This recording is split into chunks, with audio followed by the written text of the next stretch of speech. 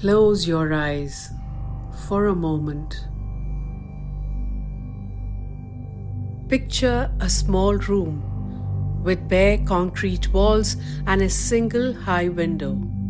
In the corner, a little girl sits quietly, sketching the home she dreams of. She was waiting for her trial, accused of stealing jewelry from the house where she worked as a domestic help. She was only 13.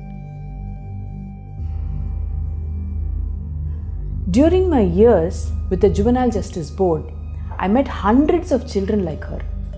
I listened to them, played with them, sang with them. They called me Amma. And they taught me more about life than any courtroom ever could.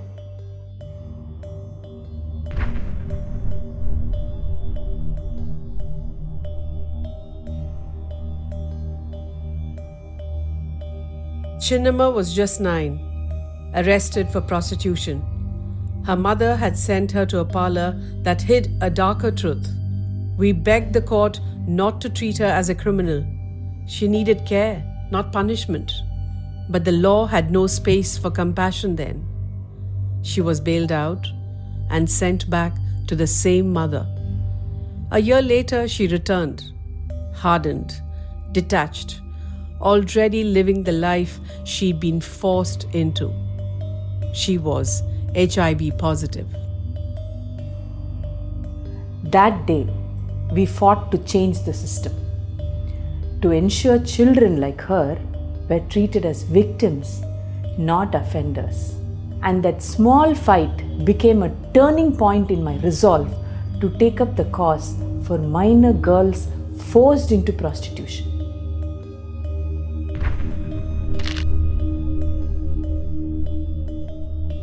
Muthu was 14. He worked nights at a weighbridge, managing lorries, while his master slept.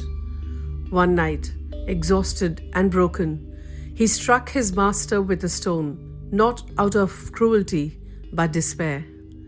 We helped him get bail, and later, through an NGO, Muthu started his own mechanic shed. When he stood before us, I saw no cruelty in him, only remorse. A child saved from ruin simply because someone chose to listen.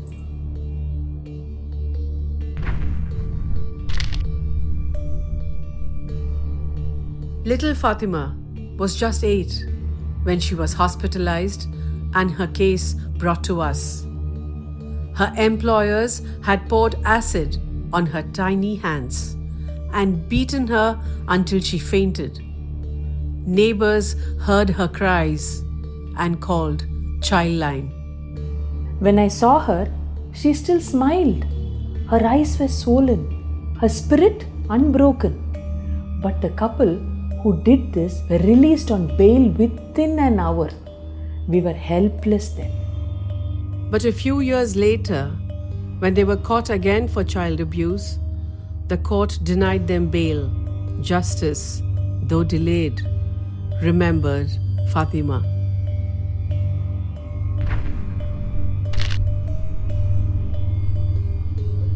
The youngest case I ever saw, a child of 6.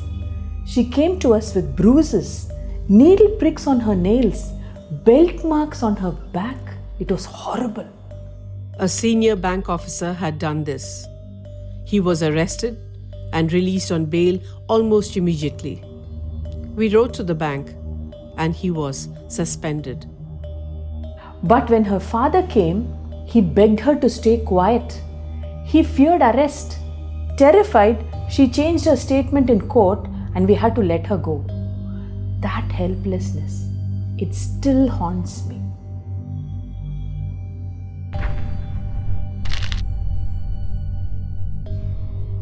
Asha was brought from Assam to Chennai to care for a toddler. She was 7.5. Her employers, a school teacher, and her husband had burned her legs with a hot iron for eating their child's snacks. When her parents came, they wanted to take her home. But they were bonded laborers themselves. The High Court, however, ordered her release. She went back to Assam and we never heard of her again. That loss taught me that rescue alone is not rehabilitation. We must follow through.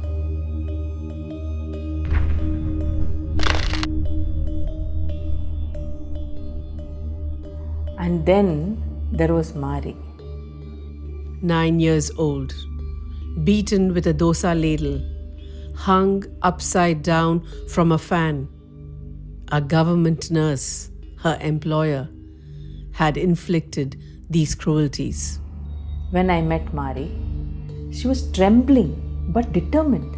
She told me no other child must face what I faced, Amma. I filed a complaint myself, despite advice not to, as a sitting board member. It took 18 months for a charge sheet to be filed. At last, the judgment came. Mari smiled and said, "Let it be, Amma. She too has a small child. She must have learned her lesson." In her forgiveness, I saw more wisdom than in all the laws I had ever read. Children forgive faster than we seek justice. I left the juvenile justice system in 2008, but every night I still pray for them. For Chinnamma, Muttu, Fatima, 6-year-old Anu, Asha, Mari. For every child who showed me that even in the darkest corners of the law, hope survives. Every child deserves protection, not punishment. These are only a few of the stories Vidya lived through.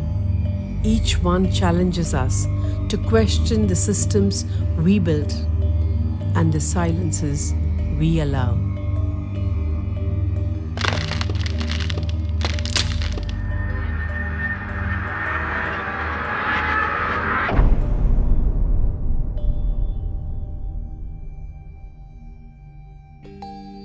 Now, their voices finally reach us.